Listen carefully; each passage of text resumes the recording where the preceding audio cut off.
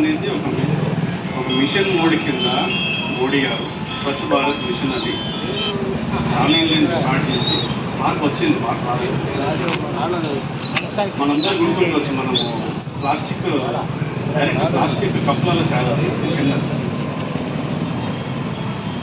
సంతోషం ఏంటంటే అది లేదు.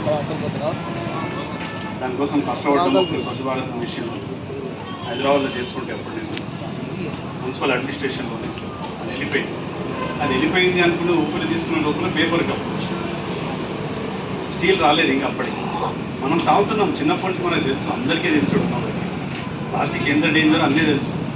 మనిషి చేసి ముఖ్యమైన పని ఏంటంటే తెలిసిన తప్ప మళ్ళీ చేస్తాం. పేపర్ కప్ వచ్చింది. పేపర్ కప్ అనుకున్నాం, బయట చూస్తే పటారం, లోటారం, మళ్ళీ ప్లాస్టిక్. కప్పు బయట పేపరే, కానీ లోపల మళ్ళీ ప్లాస్టిక్ కొట్టాడు. అదొకటి. అప్పుడు ఎన్నో ప్రోగ్రామ్స్లో అంటే వీటిని నివారించాలని స్ట్రాస్ ఉన్నాయి కదా, కొబ్బరికొండలు తాగేటప్పుడు స్ట్రాలు, అది కూడా ప్లాస్టిక్. దానికోసం అన్ని పేపర్ స్టార్లు వచ్చినాయి. కొంచెం ఖర్చు ఎక్కువవుతుంది కాదు, అదొకటి. అండ్ ఇందాక మన కృష్ణ గారు చెప్పినట్టు, మన పెద్ద మనిషి సార్ చెప్పినట్టు కూడా మనం గారిని పరిచయం అయ్యి 1 year అయినా, కానీ ఆయన ఎప్పటికీ మనసులో ఉండిపోతున్నారు ఇప్పటికి కూడా. దానికి అసలుగా వడ్డీలాగా ఆ అమ్మాయి కూడా గాంధీ బొమ్మ వేసింది. నా ఆఫీసులో ఉంది, నా ఎదురుగా ఉంటుంది. అసలు అది ఫోటో చూసినట్టుంది. యాక్చువల్లీ ఆమె పెయింట్ చేసినట్టు. అంత టాలెంటెడ్ కూతున్నారు ఆయనకి. నిజంగా కూడా ఆ టాలెంట్ బహుశా జెంటికల్గా వస్తుందేమో. అంటే నా భాషలో చెప్పాలంటే జెంటికల్గా వచ్చింది. ఆ భావనలు, ఆ వ్యక్తం. ప్రేమ్ గారికి నిజంగా అది మన మన్యం గారికి ప్రేమను ఎందుకు పెట్టినా ఇంతకుముందు అడిగినట్టున్నా, తర్వాత చెప్తూ సార్ అన్నట్టు నాకు చెప్పలేదు. మంచిదే.